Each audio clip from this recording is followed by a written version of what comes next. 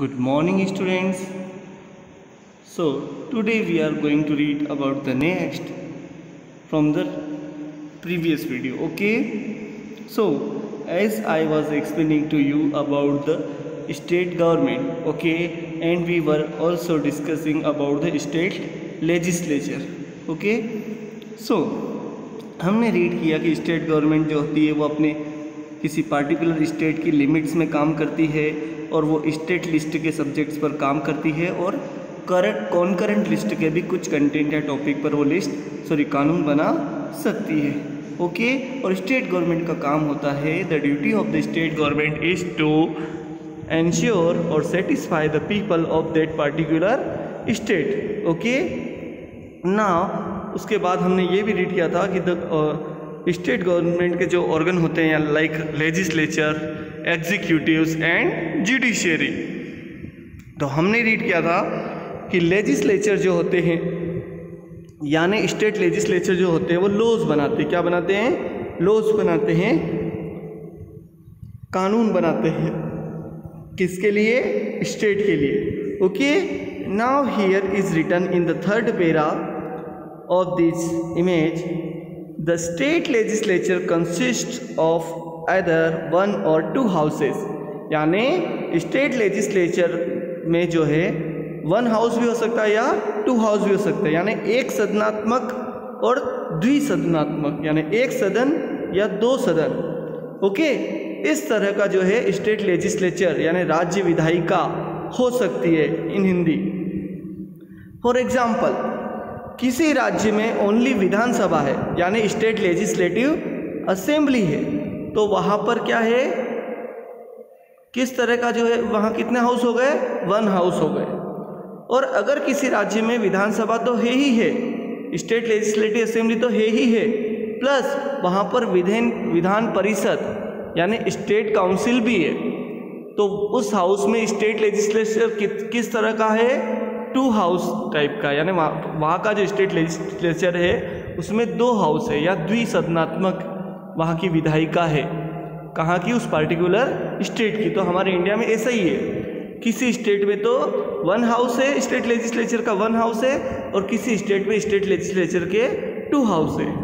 Okay, तो हमारे MP में वन हाउस है, हमारा जो एमपी स्टेट की जो हमारे जो स्टेट लेजिस्लेचर ऑफ मध्य प्रदेश है वो वन हाउस को बिलोंग करता है यानी यूनिकैमरल है, और कहीं बाईकैमरल होता है। ठीक है, तो वन हाउस होगा यानी एक सदनात्मक, लाइक हमारे यहाँ स्टेट लेजिस्लेटिव असेंबली।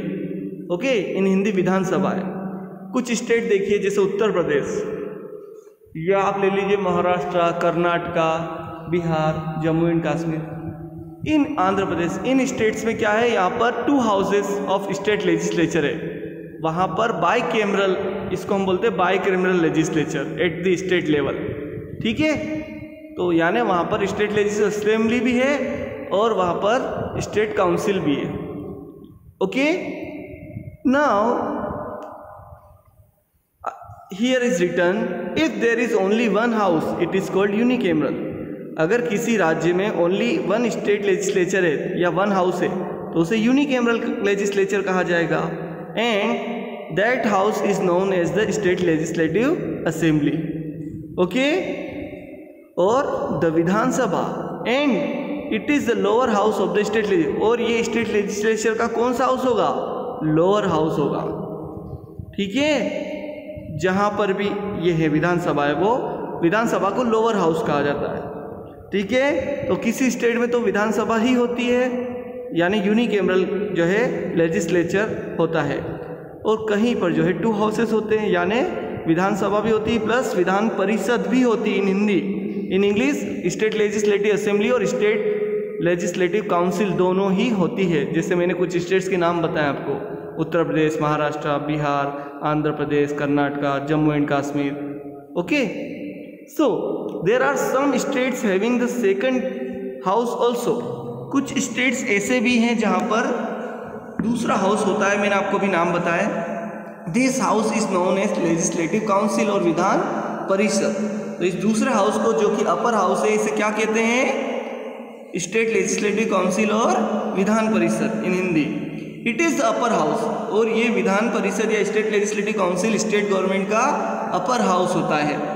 जैसे सेंट्रल लेवल पर अपर हाउस होता है राज्यसभा और लोअर हाउस होती है लोकसभा, ठीक है।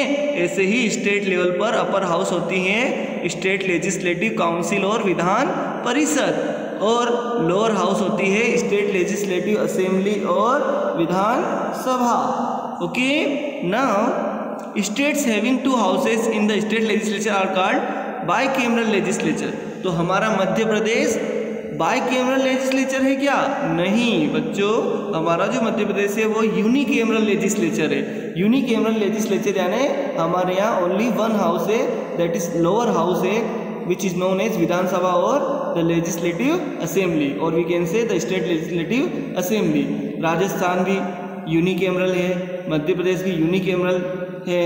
ओके, यानी यहाँ पर किस तरह के लेजिस्लेचर है? राजस्थान, मध्य प्रदेश, गुजरात, हरियाणा, पंजाब, यहाँ पर यूनिकैमरल लेजिस्लेचर है। जबकि मैंने कुछ स्टेट बताया, उत्तर प्रदेश, बिहार, है ना, और आपको मैंने बताया कर्नाटका, जम्मू एंड कश्मीर, आंध्र प्रदेश, यहाँ पर महाराष्ट्र, यहाँ पर बाइकैमरल लेजिस्लेचर है, यानी यहाँ द्विसदनात्मक विधायिकाएं, यानी कानून बनाने के लिए द्विसदन जो है कार्यरत है।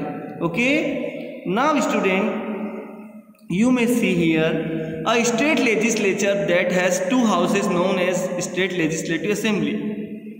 क्या लिख रहे हैं यहाँ पर कि ऐसा स्टेट लेजिस्लेचर जहाँ पर 2 हाउसेस होते हैं, यानी एक तो होता है स्टेट लेजिस्लेटिव असेंबली और दूसरा होता है state legislative council, is a bicameral legislature, ये हमने पढ़ लिया। The Vidhan Sabha is the lower house and correspond to the Lok Sabha, यानी विधानसभा जो कि राज्य का लोअर हाउस होता है, स्टेट लेजिस्लेचर का लोअर हाउस होता है, ये जैसे सेंट्रल लेवल पर लोकसभा होती है ना, वैसे होता है।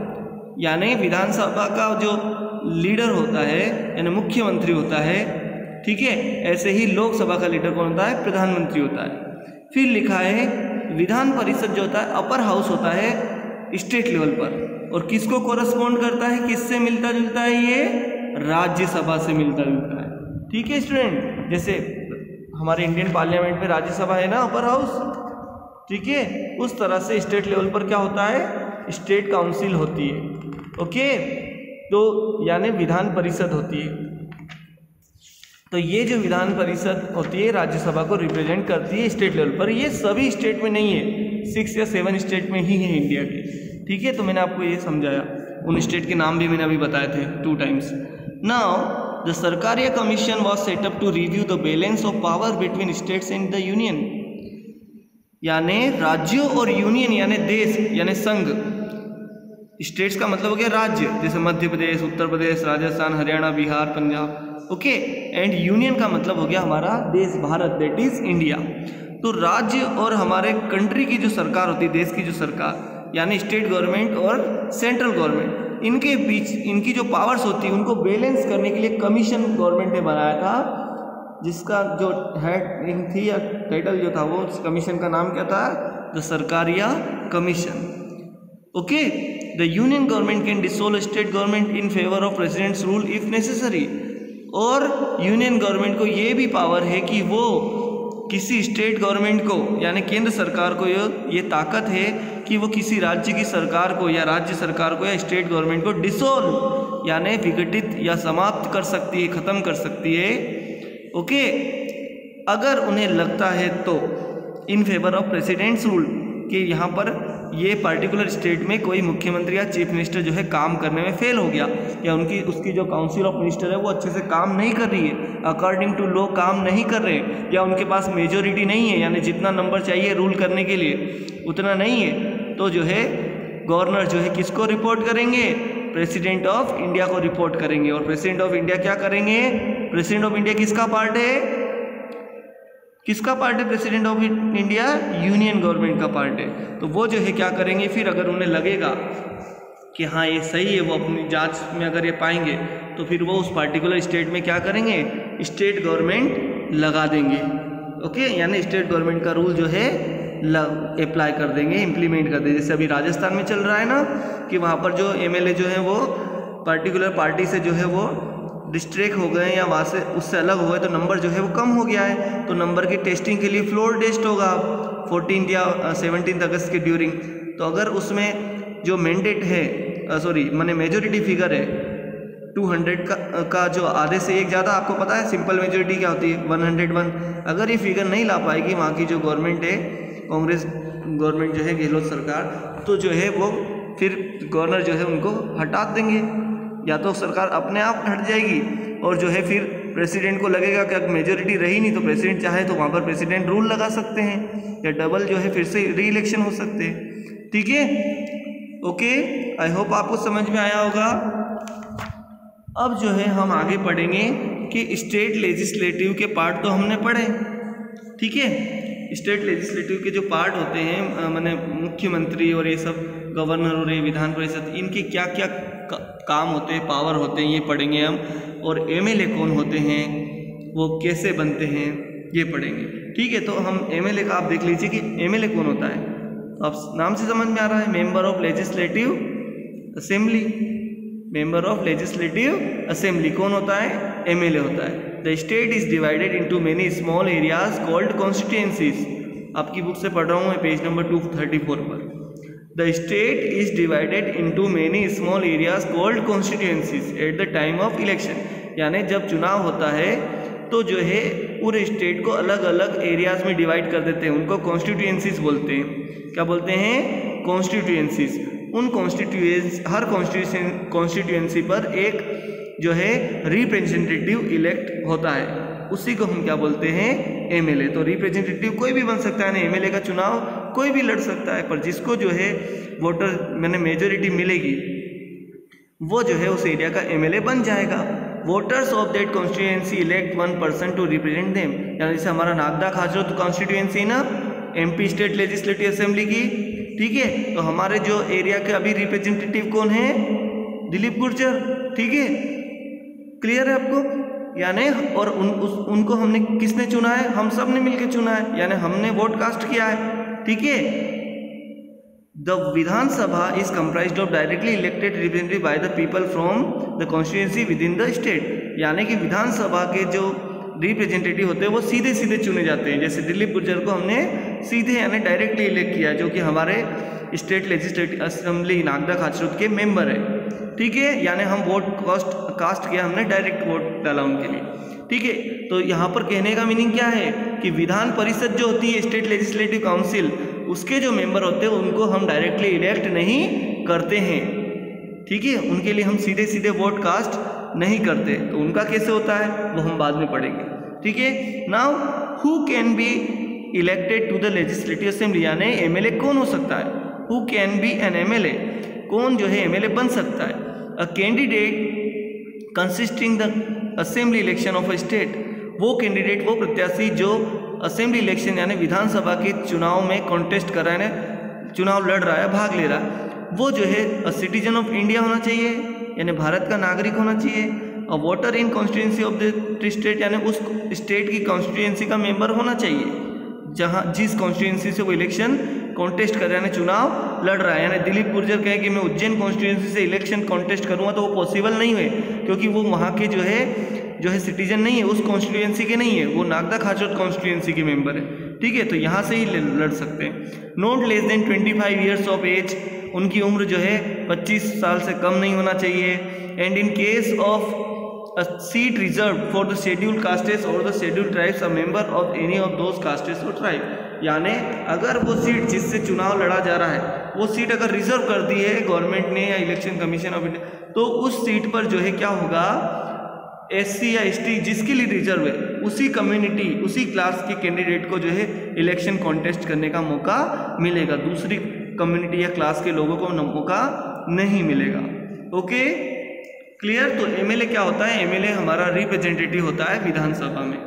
Okay, who is directly elected by the people of that particular constituency यानी विधानसभा। एक स्टेट में कई सारी कॉन्स्टिट्यूएंसी होती है, जैसे मध्य प्रदेश में हमारे यहाँ 230 यानी 230 जो है विधानसभा सीट हैं हमारे यहाँ। ठीक है, तो इसका मेजोरिटी होता है 160। यानी आधे से एक ज़्यादा 116 जिस भी पार्टी को मिलेगा या कुछ पार्टीज मिल के भी अगर ले आती है तो वो जो है गवर्नमेंट बनाने के लिए गवर्नर को मैंने अपना ऑफर रख सकती है कि हम जो है प्रपोज करती है कि हम जो है we are able to gain the majority figure, हम जो है बहुमत हासिल कर सकते हैं, हमारे पास इतना नंबर है, हम आपको प्रूव कर देंगे। तो गवर्नर देखेंगे कि वाकई में इनके पास है, तो फिर अगर उनको लगेगा तो उनको कॉल करेंगे कि आप आइए और अपना लीडर ऑफ जो है ग्रुप कौन है वो आप बता दीजिए, ठीक है, यानी मुख्यमंत्री कौन है उस पोस्ट। और फिर उनको अगर ओके लगता है उसके बाद वो उनको ओथ दिलवाते हैं, शपथ दिलवाते हैं। फिर चीफ मिनिस्टर क्या करता है, फिर अलग अलग मिनिस्टर अपने ही ग्रुप में से अपने जो काउंसिल ऑफ मैंने स्टेट लेजिस्लेटिव असेंबली के जो दूसरे MLAs हैं उनमें उनको जो है वो अलग अलग डिपार्टमेंट सौंप देता है, यानी अपनी काउंसिल ऑफ मिनिस्टर में ले लेता है। ठीक है, आगे हम नेक्स्ट वीडियो में पढ़ेंगे।